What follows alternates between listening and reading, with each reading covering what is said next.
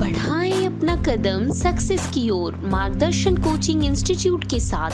मार्गदर्शन coaching institute Bihar में एकमात्र कोचिंग संस्थान IIT JEE and medical entrance exam के लिए।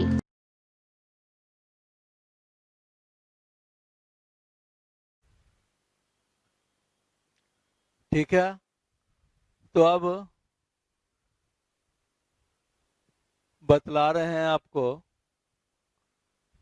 फिर से एग्रोबैक्टीरियम का Ti plasmid, Ti plasmid of agrobacterium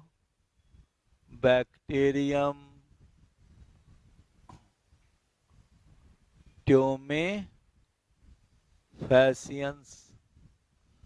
जो बतलाए हैं कि इसी का यूज किसके लिए करते हैं?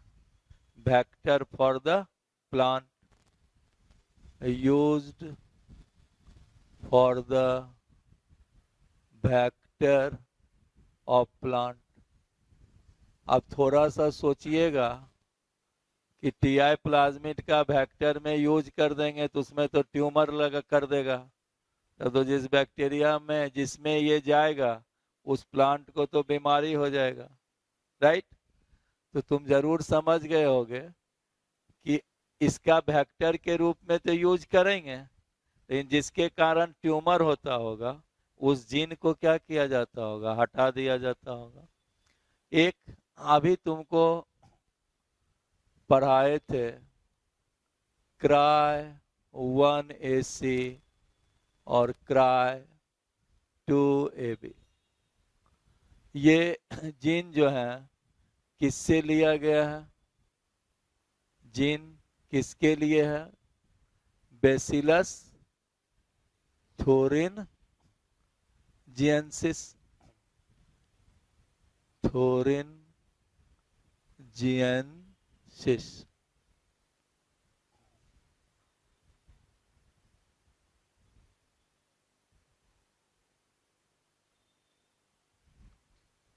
बेसिलस थोरिन जिएंसिस,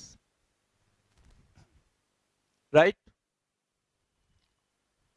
ये किसके लिए है? कॉटन बॉल वर्म को मार देगा, जिसके कारण कॉटन प्लांट क्या होंगे? इस इंसेक्ट के प्रति रेसिस्टेंट हो जाएंगे। इसीलिए पढ़ते होगे ऐसे कॉटन प्लांट को क्या कहते हैं? BT cotton. अब तो बीटी का अर्थ समझ गए होगे, बेसिलस थोरिनजिएंसिस कॉटन। अब समझे? Bacillus thuringiensis cotton. अब इसी को समझावें कि इस बेसिलस थोरिनजिएंसिस बैक्टीरिया से क्राई 1AC को निकाल लो। अब तुम बतलाओ कि क्राई 1AC किस ढंग से निकालोगे? फिर इस बैक्टीरिया के सेल वॉल को खत्म करोगे, साइटोप्लाज्म में प्रोटीन को डाइजेस्ट करा दोगे, आरएनए को डाइजेस्ट करा दोगे। फिर क्या होगा? उसमें क्लोरोफॉर्म और फिनॉल डाल दोगे, चिल्ड इथाइल अल्कोहल दोगे, डीएनए प्रिसिपिटेट हो जाएगा, उसको स्पूलिंग प्रोसेस से निकाल लोगे। अब समझे? उस डीएनए में तो मिल गया, अब डीएनए से तुमको क्या निकालना है? क्राई 1AC या क्राई 1AB। अब इस क्राई 1AC या क्राई 1AB जीन के लिए उस डीएनए को रेस्ट्रिक्शन एंडोन्यूक्लियस से कट कर दोगे तो डीएनए अलग अलग टुकड़ा में कट जाएगा, उसको इलेक्ट्रोफोरेसिस में डाल दोगे, एगारोजेल इलेक्ट्रोफोरेसिस में। इल्यूशन के द्वारा जो सेपरेटेड डीएनए है उसमें उसको तुम अलग कर लोगे, जो तुम्हारा रियल में जो जीन है उसको अलग कर लोगे। हो गया? अब वह जीन जो तुमको मिल गया क्राई 1AC जीन, अब इसी को समझा रहे हैं। यहीं पर देखो, यही है एग्रोबैक्टीरियम ट्यूमीफेसियंस का टीआई प्लाज्मिड, जिसमें 8 जीन्स बतलाए थे।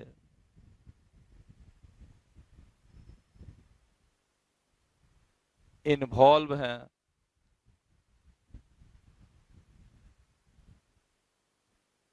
ट्यूमर कॉजिंग के लिए, या जो जीन इन्वॉल्व है ट्यूमर कॉजिंग के लिए, या जो पार्ट को ये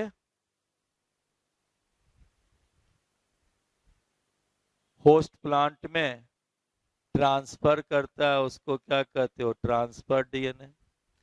ये क्या है, फर्स्ट जीन। ये क्या है, सेकेंड जीन। ये क्या है, थर्ड जीन। ये फोर्थ जीन। ये फिफ्थ जीन। ये सिक्स जीन। ये सेवंथ जीन। ये एट जीन। राइट। पूरा टीआई प्लाज्मिड नहीं दिखला रहे हैं, उतना जीन को कहां से याद कर पाएंगे। केवल टीआई प्लाज्मिड का जो टीडीएनए है उससे आपको समझा रहे हैं कि कैसे ट्रांसजेनिक प्लांट का, बीटी कॉटन ट्रांसजेनिक प्लांट का फॉर्मेशन कैसे होता। तो सपोज करो कि ये जो है क्राई 1 एसी जीन है, यहां लिख दें क्राई 1 एसी जीन। अगर मान लो इस जीन को तुम किससे प्राप्त किए हो, इको R1 से, इको R1 रेस्ट्रिक्शन एंडोन्यूक्लिएज का यूज किए हो। इसको भी कट करने के लिए तुम किसका यूज करोगे, बोलो, इको R1 का। इको R1 का जब तुम यूज किया तो इसके कारण देखो,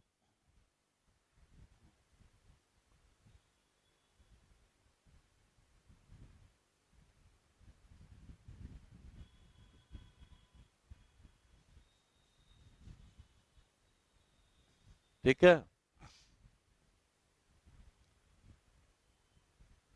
ये है फर्स्ट, ये है फिफ्थ,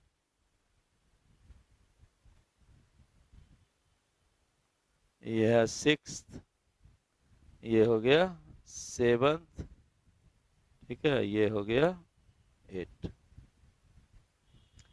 तो देखो, तो इको R1 के कारण कौन कौन सा जीन अलग हो गया, सेकेंड, थर्ड, फोर्थ अलग हो गया। और तुमको बतलाए थे कि लेफ्ट और राइट बॉर्डर जीन जो पहला और पांचवा है, उसी से दूसरा जीन इंसर्ट होता है। अब क्राई 1 एसी को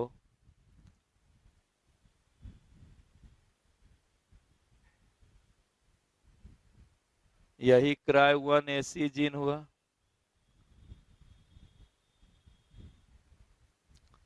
यहां लिख भी दें टीआई प्लाज्मिड, और लिखे ही है टीआई प्लाज्मिड, और यहां लिख दें इको R1। ये क्या है बोलो, रेस्ट्रिक्शन एंडोन्यूक्लियर, जिससे ये कट किया। और ये जो भाग जाता है उसको तुम क्या कहते हो, टीडीएनए। तो ये किसका प्लाज्मिड हुआ बोलो, एग्रोबैक्टीरियम ट्यूमीफेसियंस का प्लाज्मिड हुआ, जिसमें तुम किसको डाल दिए बोलो, क्राई 1 एसी को। किसका क्राई 1 एसी है, बेसिलस थुरिंजिएंसिस का। तो अब बोलो, यह जो टीआई प्लाज्मिड है वह रिकॉम्बिनेंट हुआ या नहीं।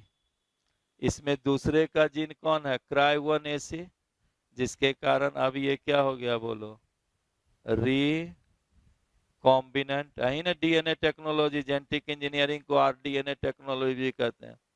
ये क्या हो जाएगा बोलो, रिकॉम्बिनेंट डीएनए हुआ। और बोलो, अब यह जीन किसी दूसरे प्लांट सेल में जाएगा तो बोलो, इसमें उस प्लांट में ट्यूमर होगा या नहीं होगा। ध्यान से देखिए, इसमें कौन कौन जीन लॉस कर गया? Second, third and fourth gene lost. Second, third and fourth gene lost, right. इसीलिए एनसीईआरटी में क्या दिया हुआ है? Modified TI plasmid of agrobacterium used for vector. ठीक है, तो मॉडिफाइड क्यों हुआ?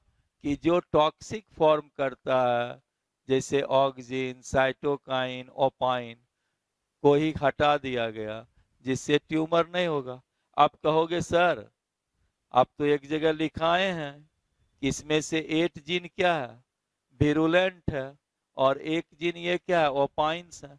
तो केवल एक ओपाइंस के कारण और विरुलेंट के कारण ट्यूमर नहीं होगा, जब तक कि साइटोकाइनिन और टॉक्सिन्स नहीं हो और 2 ओपाइन नहीं हो। यहाँ तो एक ओपाइन खत्म हो गया। इसीलिए इसको जब हम हटा दिए, तब अब ऐसे प्लाज्मिड का नाम क्या हो गया? Modified TI plasmid. उस समय हम आपको नहीं लिखे थे मॉडिफाइड टीआई प्लाज्मिड। आप चूंकि तुम देखो, यह प्लाज्मिड मॉडिफाई हुआ कि नहीं, इसका सेकंड, थर्ड, फोर्थ को हटा दिया गया, जिसके कारण अब इसमें ट्यूमर प्रॉपर्टी क्या हुआ? खत्म हो गया। अब लिखना modified TI plasmid of agrobacterium used for the vector of plant, right. तो ये क्या हो गया बोलो? Cry1ac। ये क्या हो गया? Recombinant DNA. अब इस रिकॉम्बिनेंट डीएनए को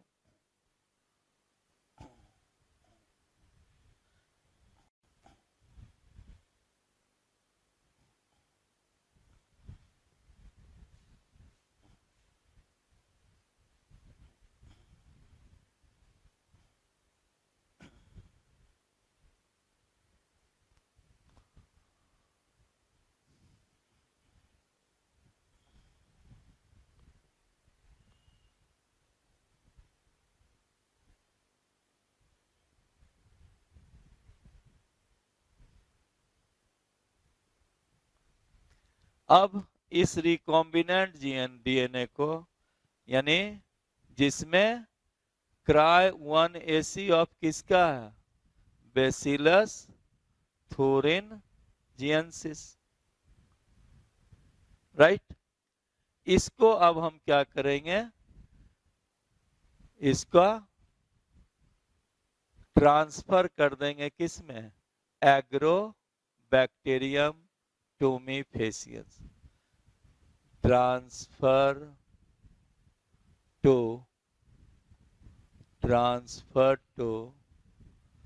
एग्रोबैक्टीरियम टूमीफेसियंस।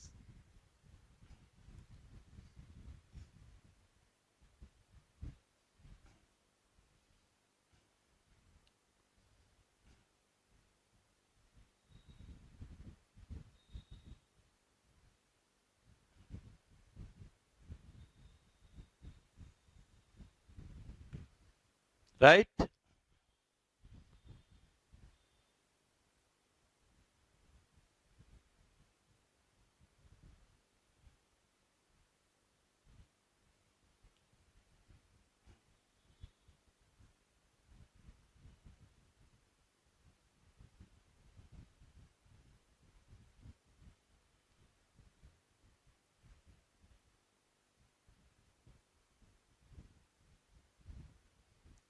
बोलिए। तो यह जो एग्रोबैक्टीरियम टूमीफेसियंस हुआ, अब इसको क्या कहोगे?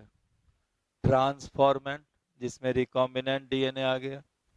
यहां लिख दें एग्रोबैक्टीरियम टूमीफेसियंस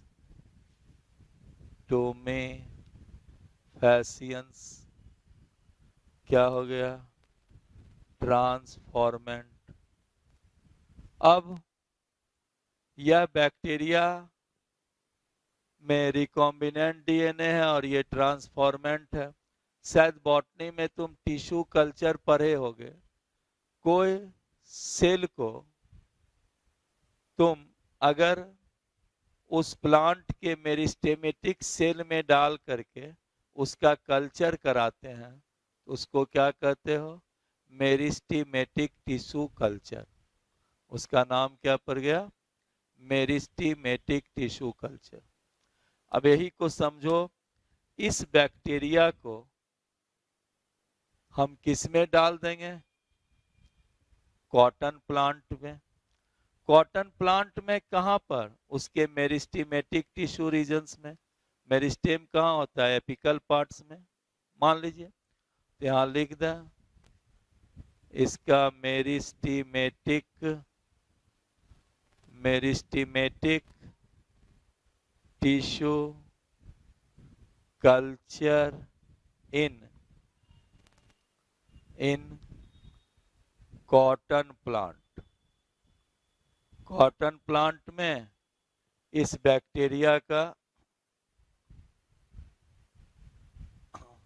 को कॉटन प्लांट के मेरिस्टेमेटिक सेल्स में इस बैक्टीरिया को हम डाल दिए, राइट। तो ये सेल्स क्या होगा? मेरिस्टेमेटिक टिश्यू सेल से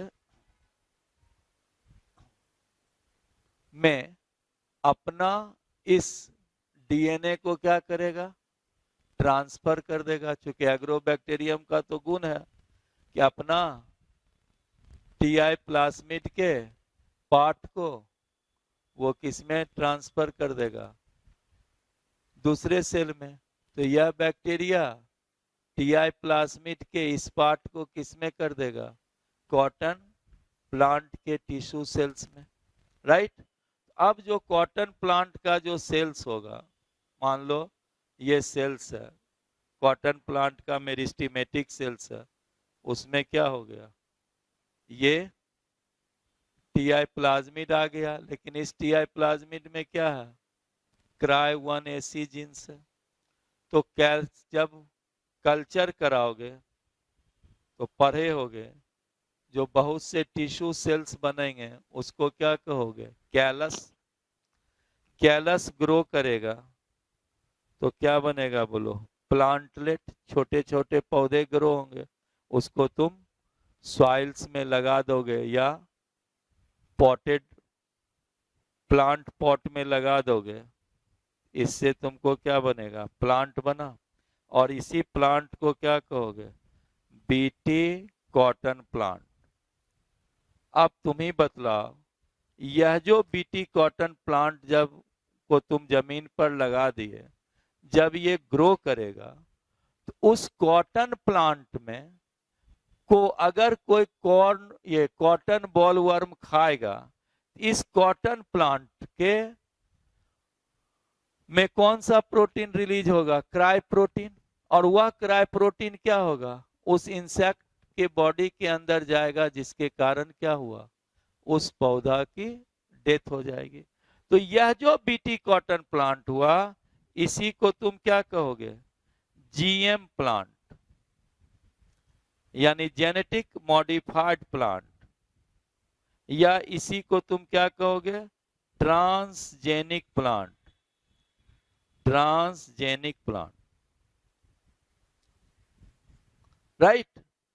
इतना बतलाने का अर्थ ये था कि हम लोग जनरल ये सोच लेते हैं कि जो कॉटन का पौधा है, कपास का पौधा है, उसमें बैसिलस थुरिंजिएंसिस का जो Cry1AC निकाल लिए और उसको एग्रोबैक्टीरियम ट्यूमिफेसियंस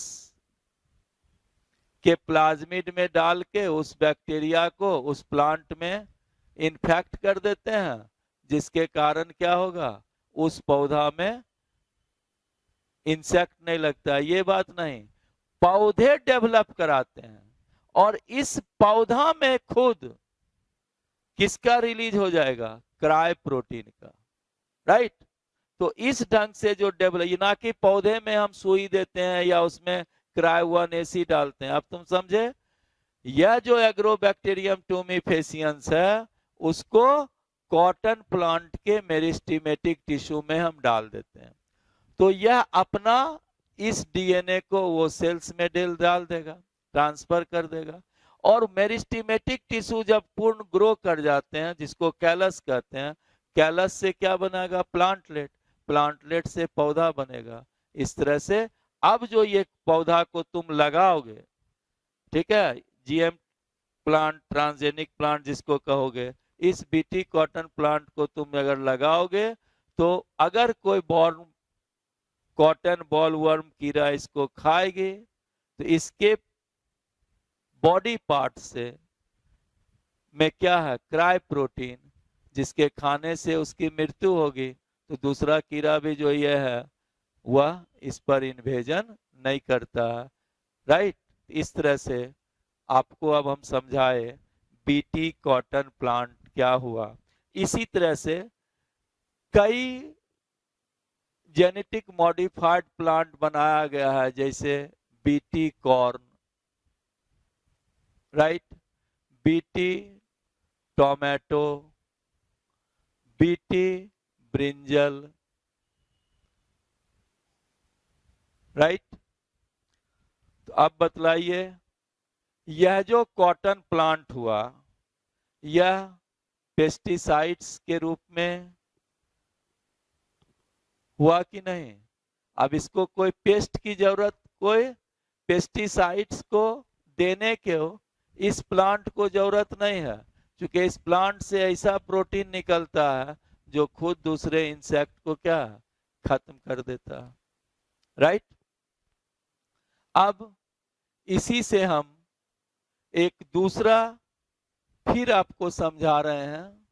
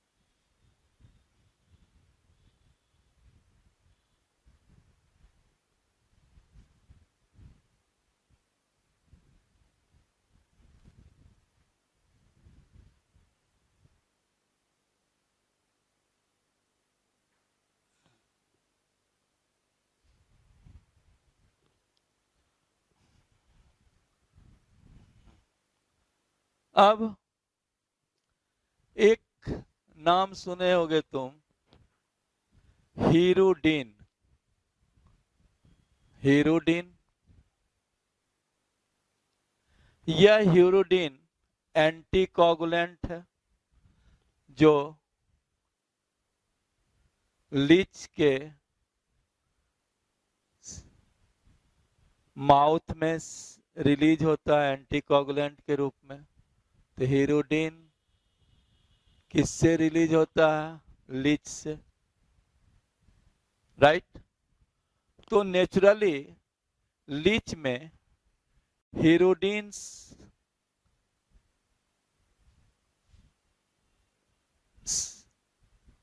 रिलीजिंग जीन होगा, हीरोडिन एंटी कोगुलेंट, राइट। तो नेचुरली लीच में क्या होंगे? जीन फॉर हीरोडिन होगा। अब तुम ही बतलाओ, तुमको इसको किसी प्लांट में इसको ट्रांसमिट करना है, जिससे वो पौधा क्या है? खुद हीरोडिन बनाने लगे। तो अब तो इतना पढ़ाए, अब तो अपने बोलने लगोगे कि ये लीच का सेल है, सेल में जो डीएनए है उसको आइसोलेट करोगे, राइट। अब सब प्रोसेस वही हो गया, आइसोलेट करके जीन फॉर हीरोडिन को निकाल लोगे। राइट। अब इसको किस में कराना है हमको? प्लांट में। तो प्लांट वेक्टर क्या होता है बोलो? TI plasmid of agrobacterium. फिर वही समझा रहे हैं। तो जीन फॉर हीरोडीन को निकाले और टीआई प्लाज्मिड ऑफ एग्रोबैक्टीरियम में डाल दिए, राइट। किस पोजीशन पर होगा तुम जान रहे हो? फर्स्ट और फिफ्थ बॉर्डर जीन पर, जीन फॉर हीरोडीन को हम लगा दिए,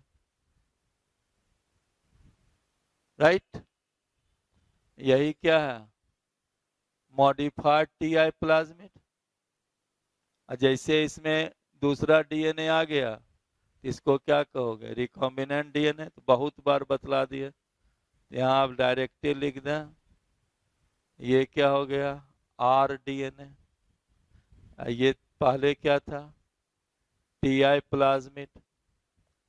अब बोलो इसका ट्रांसफॉर्मेशन करोगे, आप सीधे लिख दें transformation to Agrobacterium टूमीफेसियंस।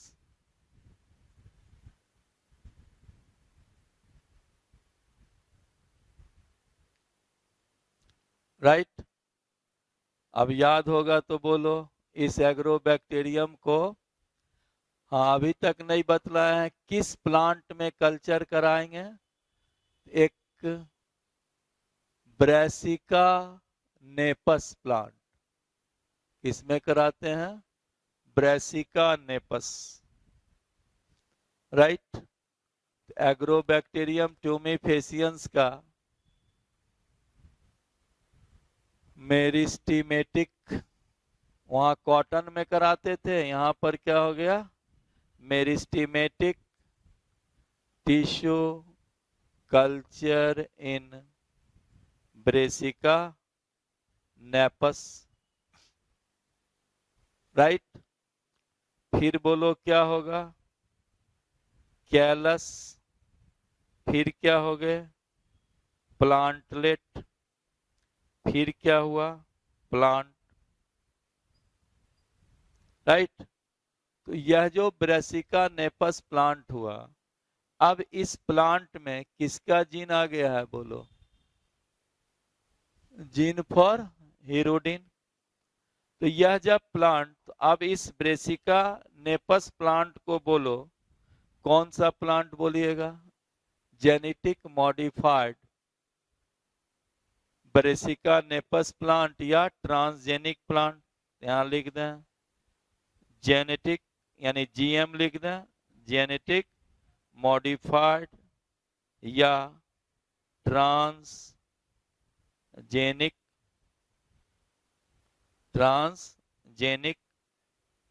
Brassica napus plant. अब यह जब प्लांट बढ़ेगा तो उसके सीड में क्या होगा? हीरोडीन होगा। उसके बीज में क्या होंगे? हीरोडीन।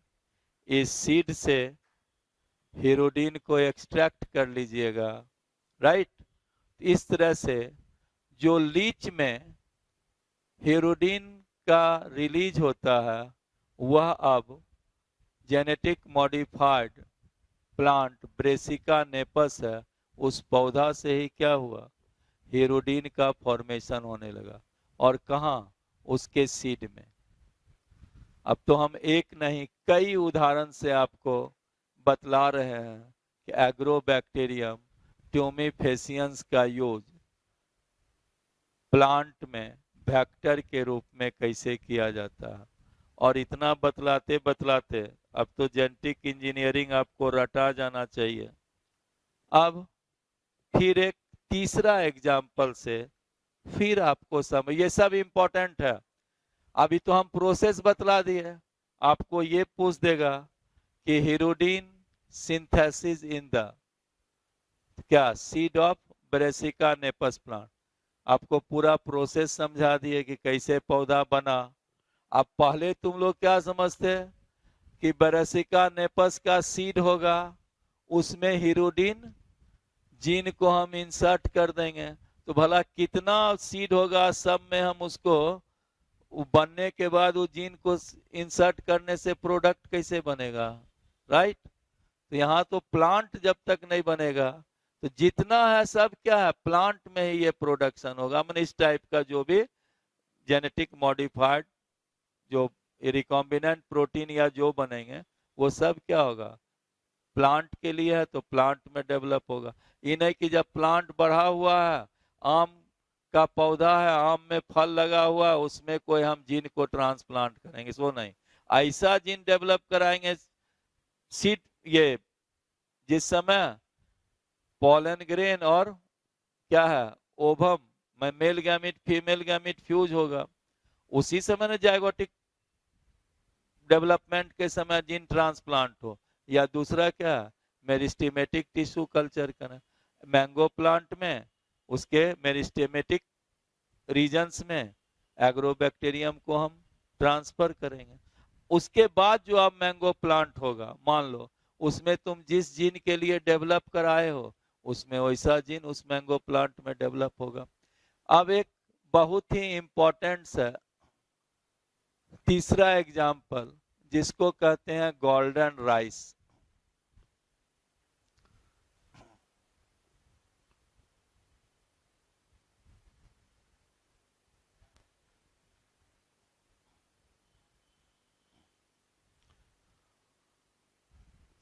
अच्छा, अभी गोल्डन राइस को छोड़ रहे हैं, चूंकि अभी तो हम लिखाए हैं एज अच्छा पेस्टिसाइड्स तो वो समझाए थे। अब एक दूसरा तीसरा एग्जाम्पल बतला रहे हैं, गोल्डन राइस।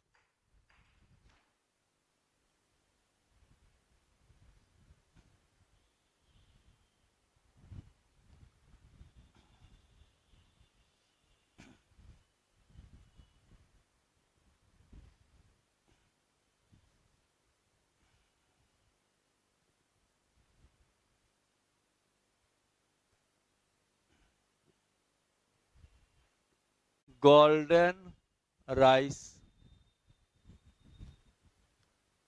अब ये जानो, यह गोल्डन राइस जो है ये दो साइंटिस्ट के द्वारा डेवलप किया गया है, professor IGNOU and Peter.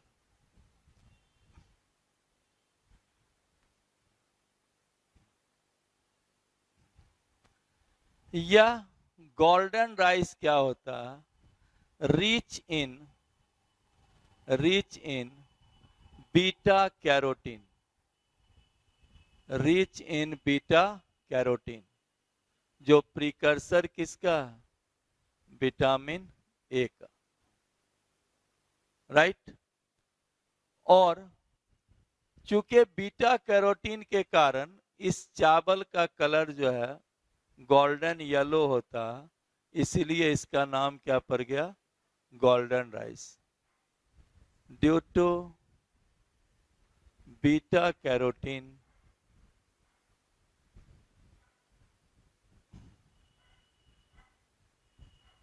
the rice grain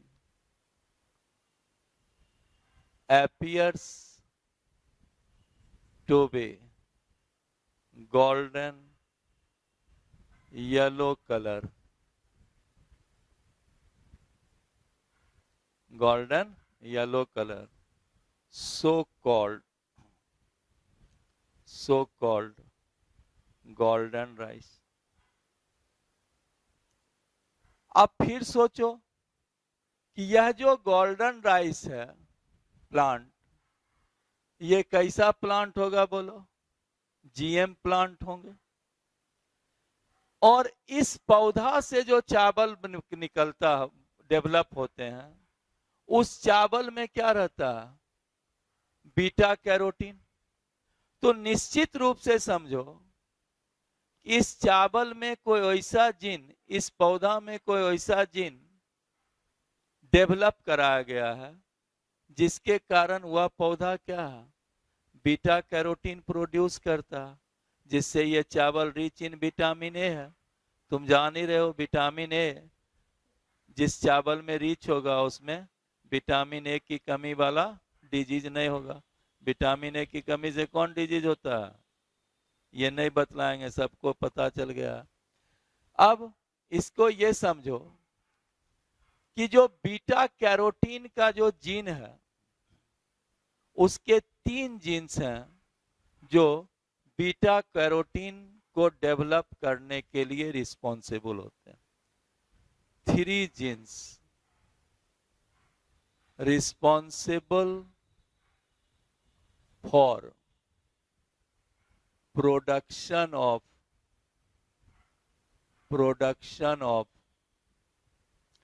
beta carotene. 3 genes responsible for the production of beta carotene, जिसमें देखो 2 genes isolated from daffodils plant।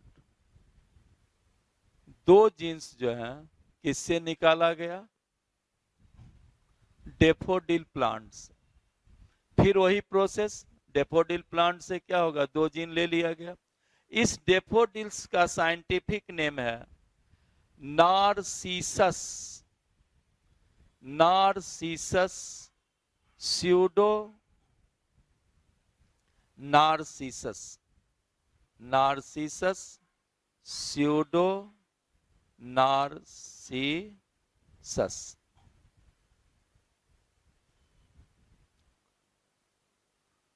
Narcissus pseudo Narcissus daffodil plants.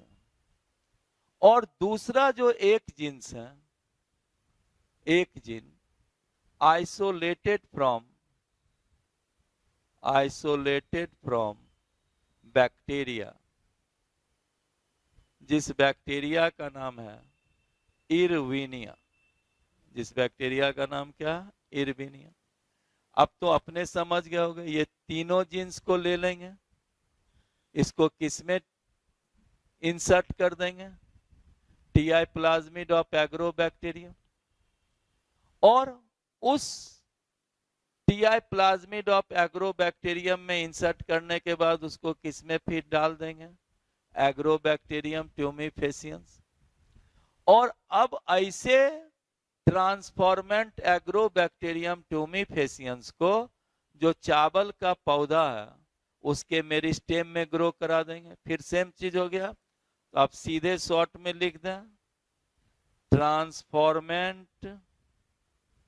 Transformant agrobacterium tumefaciens. इसका क्या करोगे, मेरिस्टेमेटिक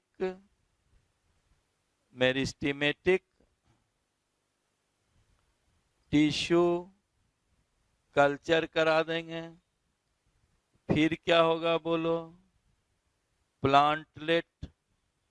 फिर क्या हुआ, सॉरी, मेरिस्टेमेटिक टिश्यू कल्चर किसमें, of चावल के पौधे, ऑफ पैडी प्लांट। इस पैडी प्लांट का साइंटिफिक नेम ऊपर में लिख रहे हैं, तुम लोग जानते ही होंगे, ओरिजा सेटाइवा, राइट। तो मेरिस्टेमेटिक टिश्यू कल्चर इन पैडी प्लांट, जिससे क्या बना, प्लांटलेट। अब इस प्लांटलेट से क्या बनेगा, प्लांट। ये प्लांट कैसा हो गया बोलिए, जीएम प्लांट। अब इस प्लांट को क्या करोगे,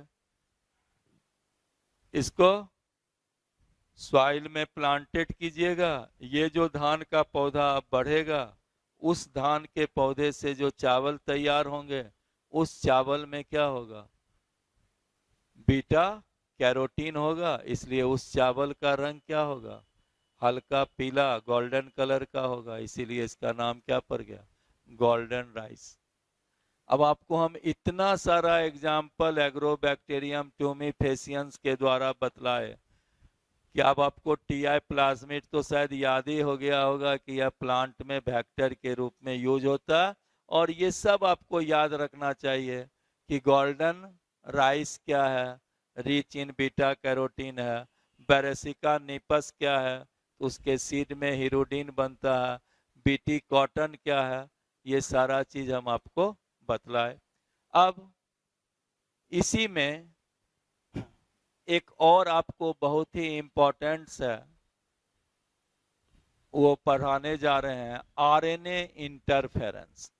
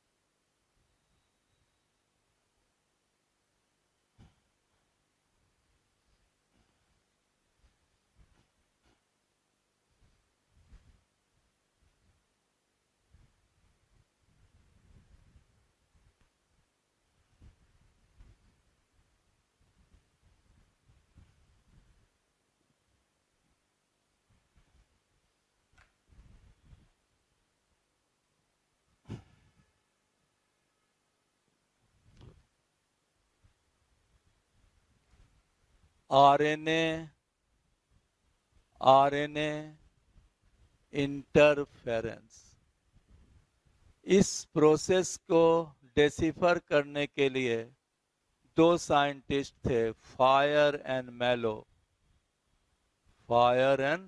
मेलो, जिनको नोबेल पुरस्कार दिया गया। अब यह आरएनए इंटरफेरेंस क्या है?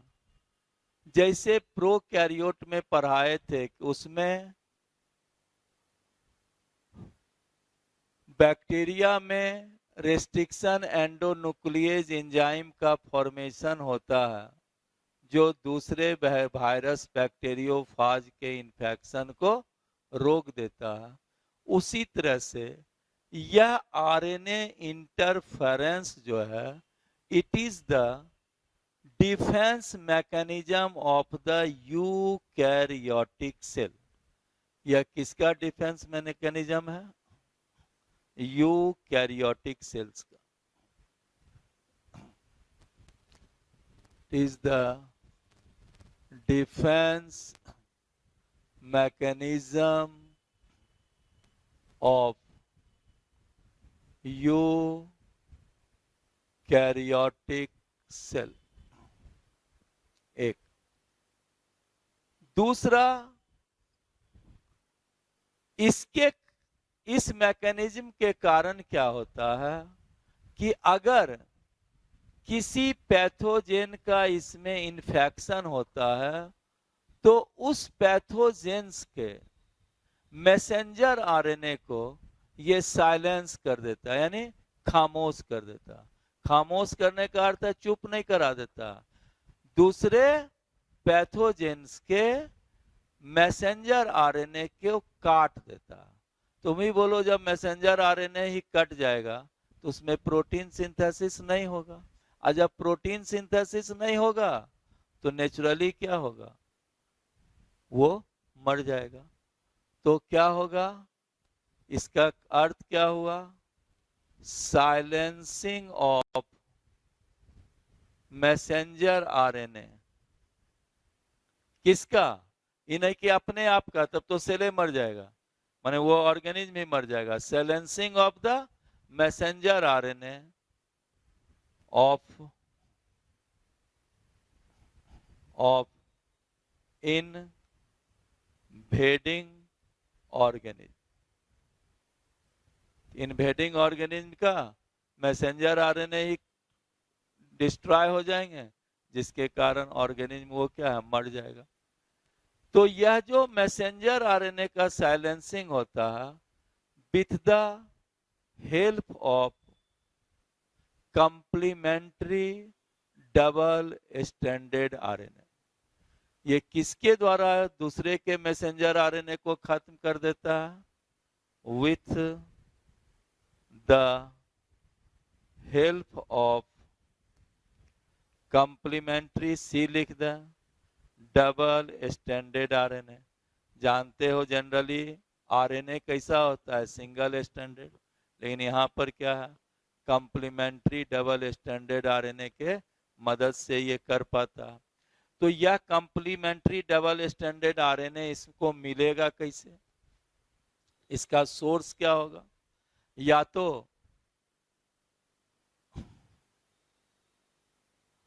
वायरस का इसमें इन्वेजन हो जिसमें क्या हो, आरएनए जीनोम्स हो। तो सोर्स ऑफ इट क्या है, virus having RNA genome, RNA genome, या दूसरा ट्रांसपोजोन्स। ये बॉटनी में पढ़ोगे, हम भी आपको कई बार समझाएं। ट्रांसपोजोन क्या हुआ, it has the capacity to movement of the gene sequence in the DNA.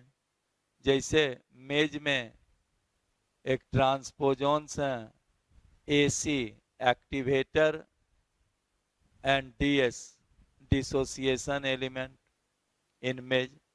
तो ट्रांसपोजोन या वायरस, आरएनए वायरस इसका सोर्स है। ये चीज समझे। अब इसी में समझा रहे हैं, ये तो हम आरएनए इंटरफेरेंस बतलाए। अब देखो जो टोबैको प्लांट है, टोबैको प्लांट है जिसका साइंटिफिक नेम तुम जानते हो क्या होता है, निकोटियाना टोबैकम या रस्टिका। इस टोबैको प्लांट में एक निमेटोड्स का इन्वेजन होता है, इन्वेजन ऑफ निमेटोड्स, समझ ही रहे हो, एस्केलमेंथिस, इन इट्स रूट। इसके रूट में निमेटोड का इन्वेजन होगा, तो रूटे खत्म हो जाएगा तो पौधा क्या है, मर जाएंगे। और रूट में इन्वेजन है तो कोई केमिकल्स का आप अंदर में रूट में तो नहीं डालिएगा जिससे निमेटोड मर जाएगा, चूंकि तो रूट तो जमीन के अंदर है, उसमें ये निमेटोड का इन्वेजन हो जाता है। तो यह जो निमेटोड्स है उसका साइंटिफिक नेम है मेलॉयडी गाइनी, मेलॉयडी गाइनी, मेलॉयडी गाइनी इन कॉग्निसिया, मेलॉयडी गाइनी इन कॉग्निसिया, समझे। तो यह मेलॉयडी गाइनी इन कॉग्निसिया क्या किया, उसके रूट को ही खा गया जिसके कारण ये मर जाएगा।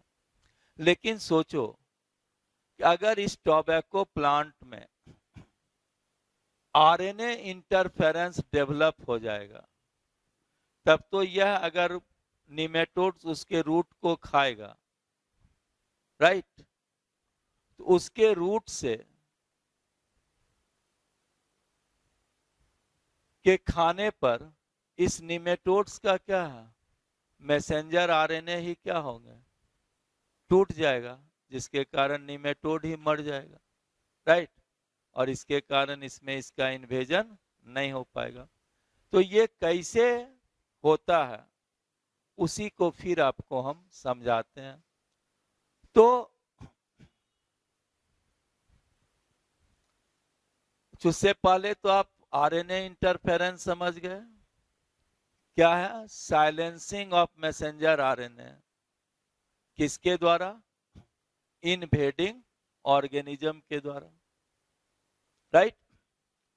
Silencing of messenger RNA of invading organism, जो पैथोजेंस हैं उसके आरएनए को खत्म कर देना, किसके द्वारा?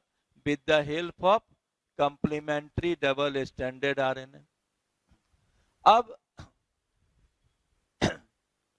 इसी को फिर हम अब समझा रहे हैं कि यह कैसे दूसरे के आरएनए को कैसे ये खत्म करता है।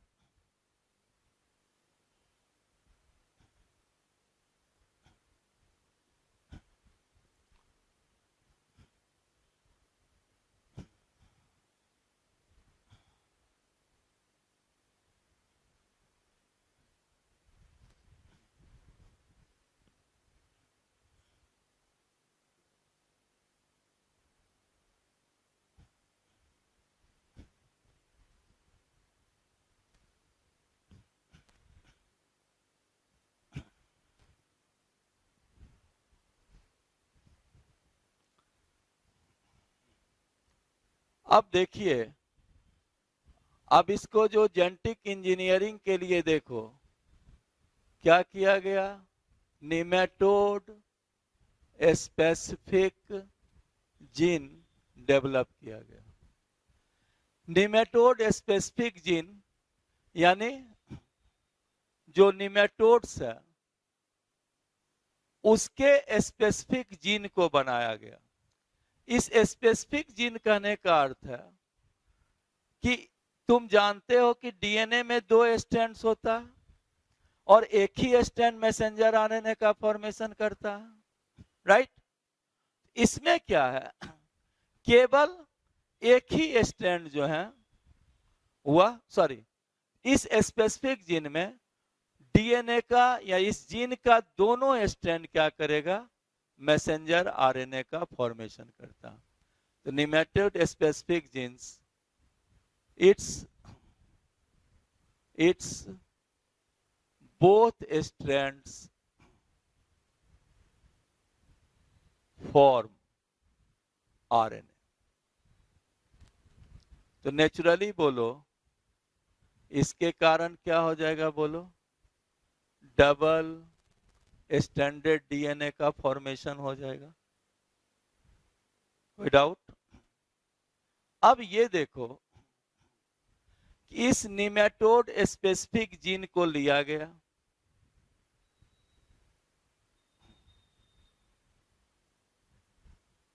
और फिर अब तुम समझ गए होगे कि इसको हम किसके प्लाज्मिड में रख दिए, बोलो टीआई प्लाज्मिड। अब पूरा नहीं लिख रहे हैं, टीआई प्लाज्मिड किसका, एग्रोबैक्टीरियम ट्यूमिफेसियंस। फिर बोलो टीआई प्लाज्मिड को क्या करोगे, इसको एग्रोबैक्टीरियम ट्यूमिफेसियंस में इसको ट्रांसप्लांट कर देंगे, यानी अब इसको क्या लिख सकते हो, बोलो transformant agrobacterium tumefaciens tumefaciens.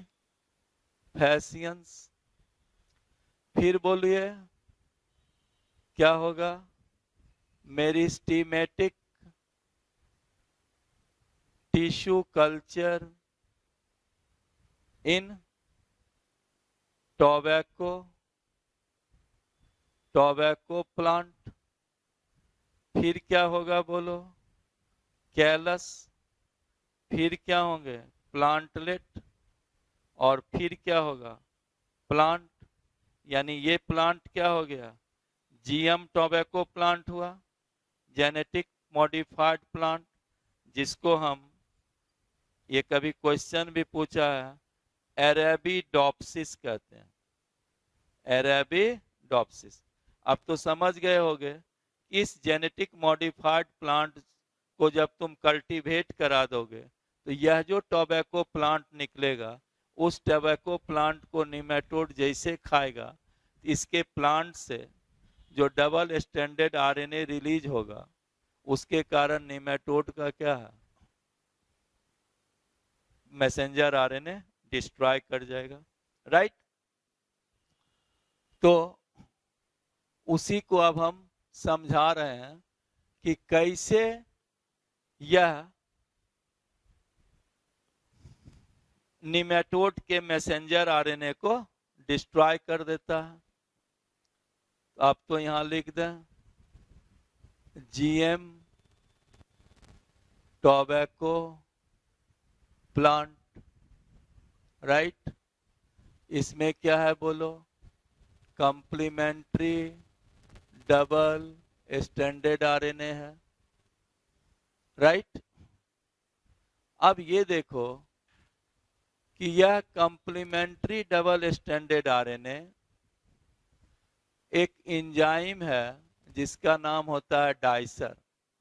Dicer के कारण यह देखो कॉम्प्लीमेंट्री डबल स्टैंडर्ड आरएनए छोटे छोटे टुकड़ों में टूट गया, जिसका नाम अब पड़ गया siRNA, राइट। यानी इसका पूरा नाम हो गया स्मॉल इंटरफेरेंस आरएनए, राइट। अब ये देखो यह स्मॉल इंटरफेरेंस आरएनए किससे कंबाइन किया, रिस्क से। किससे कंबाइन किया, रिस्क से। इस रिस्क का नाम है RNA inducing silencing complex, right. ये जब रिस्क से कंबाइन करेगा तो यह जो डबल स्टैंडर्ड आरएनए है या siRNA जो है अनविंड हो जाएगा। siRNA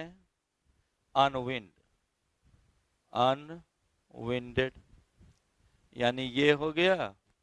और ये रिस्क देखो 4 कंपोनेंट का बना होता है, एक एंडोन्यूक्लिएज, एक एक्सोन्यूक्लिएज, एक हेलिकेज और एक domains homology searcher domain, right.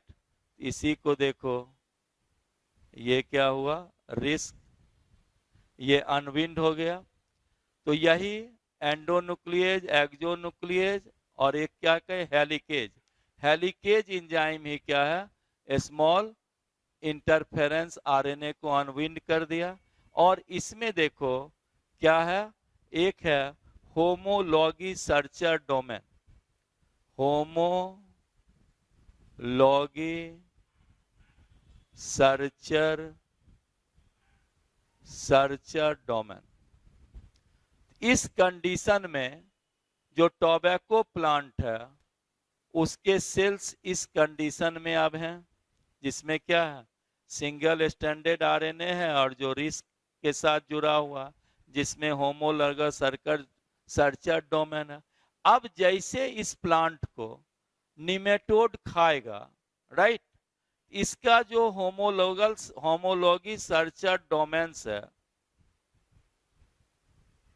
Homology searcher domain किसका, रिस्क का, ये क्या करेगा, इसके जो मैसेंजर आरएनए है, मैसेंजर आरएनए ऑफ निमेटोड, उसको ढूंढ लेगा। और ढूंढने के बाद इस निमेटोड का जो मैसेंजर आरएनए है उसको क्या होगा, ब्रेक इनटू पीसेज, छोटे छोटे टुकड़ों में तोड़ देगा। Messenger RNA break into pieces, break into pieces. तो निमेटोड का मैसेंजर आरएनए ही क्या है, खत्म हो जाएगा, जिसके कारण मैसेंजर आरएनए मर जाते हैं। सॉरी, निमेटोड का मैसेंजर आरएनए खत्म होगा जिसके कारण निमेटोड खत्म हो जाते हैं। इस तरह से टोबैको प्लांट भी कैसा बनाया गया, जीएम प्लांट, जिसको अरेबिडोप्सिस कहते हैं। अगर क्वेश्चन आ जाए कि फर्स्ट ट्रांसजेनिक प्लांट कौन है, तो याद जानो कि फर्स्ट ट्रांसजेनिक प्लांट क्या है, टोबैको है, राइट। अब एप्लीकेशन ऑफ जेनेटिक इंजीनियरिंग में केवल हम पेस्टिसाइड्स हो या एग्रीकल्चर के रूप में बहुत बतलाए हैं। अब आपको हम डिजीज या कुछ और उसका एप्लीकेशन बतलाएंगे।